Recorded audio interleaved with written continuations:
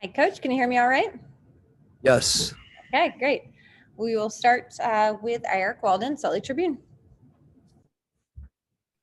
Hey, Quinn. So you kind of alluded to this with your comments this morning, and then JC kind of reinforced it. He said we asked him kind of what your main message had been over the last few days, and he said that you were driving home the need to just for us to be us, for you guys to keep doing a lot of the same things you've been doing. I guess what are kind of the core tenets that you want to make sure that you guys stick to over the course of this series? Well, I think, for us to attack offensively, obviously that's always dependent on how you're being guarded, and you have to recognize those things. But, for us to push the ball up the court, to play with the pass, to take our shots, to attack the rim, to make quick decisions, and then on the defensive end, Rudy's unique, and, we've tried to figure out ways all year, how to best allow him to impact the game. The Clippers make that really difficult. You've got Kawhi, who's, probably the best mid-range player, whether it be on the post or off the dribble. And then you see him face up and isolate and shoot threes. You've got PG, who, can create his own shot, has range, can shoot the ball off the dribble from three, can play pick and roll, who can come off screens. So they've got some guys that, and those two guys, they're elite. And, you watch them and there's times you marvel at some of the things that they do. But I think that the big thing is that they're both really unselfish players, and that's what makes them so difficult to defend, because of the shooting that they put around them. So there's a little bit of pick your poison, and trying to impact those two guys, and make it hard on them.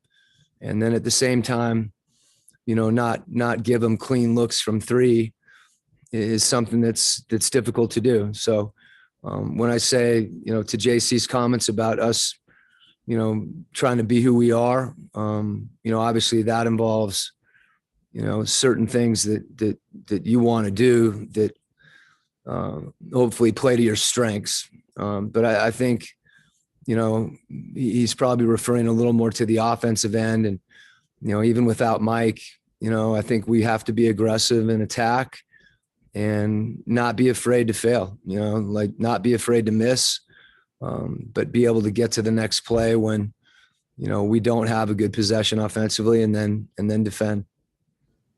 Sarah Todd, Deseret News. Quinn, I know that Mike is not playing tonight, but I wanted to ask a little bit about him sort of away from this game anyways.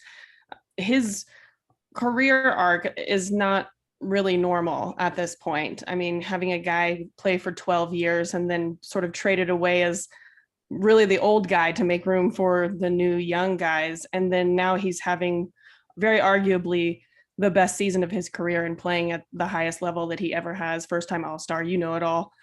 Is any of that surprising to you? And what do you attribute that to? Well, I think, knowing Mike and having, the opportunity and really the pleasure to get to know him personally over the last couple of years, it really, I think foundationally, it's who he is as a person, that he's willing to do whatever he needs to do, to help his team win. And, the teams he played with in Memphis for the majority of his career were very different than the way that our team is constructed. And I feel like, his talents and his ability to create, to shoot, to play make, he's finding opportunities to do that. And, when he has those opportunities, he's just so efficient. So, I just, it's who he is. He's a special, unique person and a unique player, and that he's been able to adapt to different teammates, a different system. I think he would tell you too, that was a little bit of a process, and that's hard for a guy who, is in the latter stages of his career. There's a lot more gas in the tank. You can tell that when you watch him play. I think he can, there's nothing in my mind that I see that doesn't say that Mike can keep doing this for a while because of how efficient he is and the things that he does and the group that he's playing with. Joe Varden, The Athletic. Hi, Quinn. I'm wondering about a guy like Jordan who had a nice series last series and his first 2 runs through the playoffs weren't very good. And I guess I'm wondering why with some guys, they click right away in the playoffs. And sometimes it can take 1 or 2 or even 3 runs through it to really kind of find your mark in the postseason. Well, I think the biggest thing is I think it's hard to compare, previous playoff series with different teams to where Jordan is now. I think if you just look at his play during the course of the year, obviously there's he's been able to score. He's really taken pride on the defensive end. I think he's adjusted how he scores. Where he's more aggressive from 3 without sacrificing his ability to create. And really, in some sense, it's a matter of opportunity and a matter of time and comfort level. And, I think he knows how much I believe in him. I know he knows how much his teammates believe in him. So he's playing with a lot of confidence and he knows we need him. So, last series was a good example. He had a couple tough shooting nights. But he knows we need him to keep shooting. And so even though he gets mad or frustrated that the ball's not going in, he hasn't let that, impact his mindset to continue to attack. Andy Larson, Salt Lake Tribune. When in that last game against the Clippers in the regular season, they got a lot of offensive rebounds down the stretch, even with the small lineup. How do you weigh going after that on the defensive glass versus then, obviously you guys rely on the transition on the offensive end too, kind of weighing those kind of things? That's a big part of the game for us, really every game, but certainly this one. I think particularly when a team spaces you, we've got to make sure that if, Rudy's out contesting a shot, a mid-range shot or contesting at the rim, there are other guys on the perimeter, are gang rebounding. And, the flip side of that, hopefully, is if we can secure some of those rebounds, as you said, we can attack the other way. We're not going to necessarily, I don't think our guys would be offended if they knew I said this, but we're not going to be all the time rebounding the ball above the rim.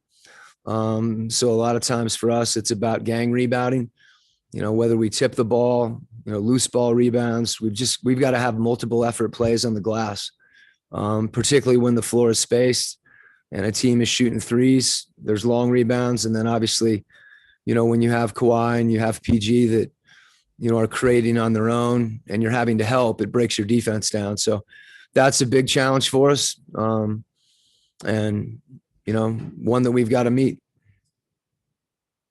All right. And last question will be Maria with Tab Deportes.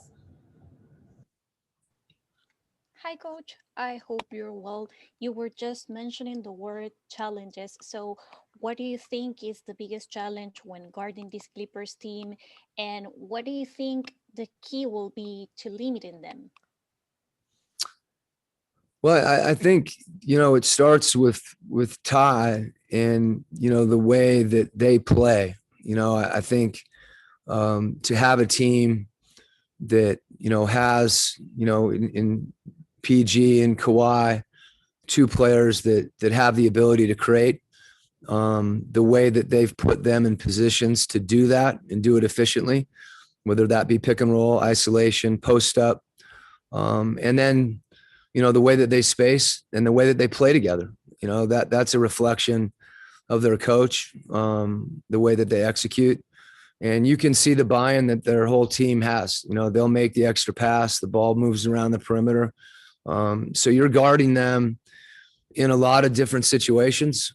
And I think as much as anything, your ability to concentrate and execute, for an entire possession. Because if you have a breakdown, they make you pay for it. And, then on the offensive end, their length, their ability to take up space, we've got to be able to make really good decisions and make quick decisions because they're so good, at recovering in closeout situations. All right, that's all the questions. Thanks so much, Coach. We'll see you after the game.